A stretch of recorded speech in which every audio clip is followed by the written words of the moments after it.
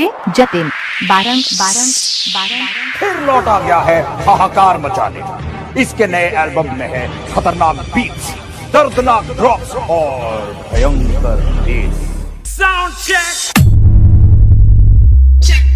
Check this out. Check this out. Check this out. Check this out.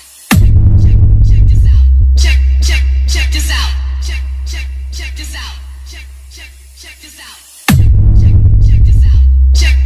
Check this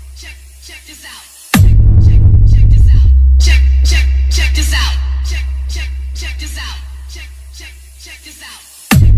Check this out. Check this out. Check this out. Check this out. Let the bass kick.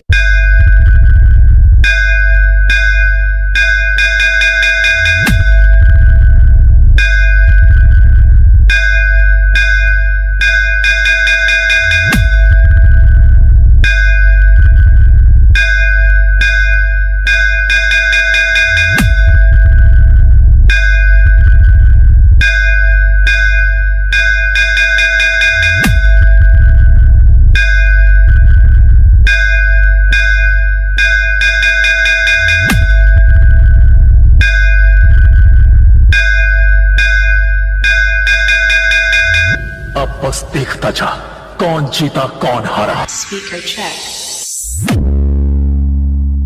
DJ Jatin Barang Barang Barang. Let the bass kick.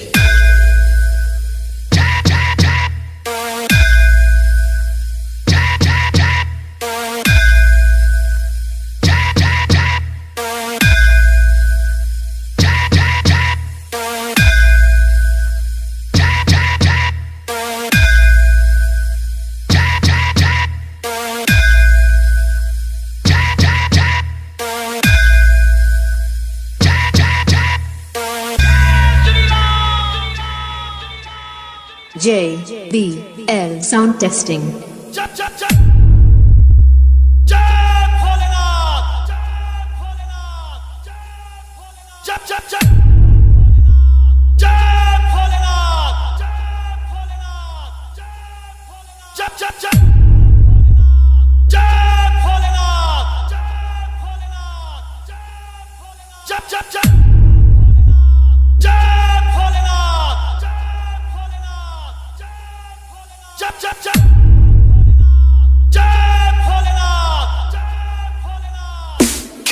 Kick, bass, bass, bass.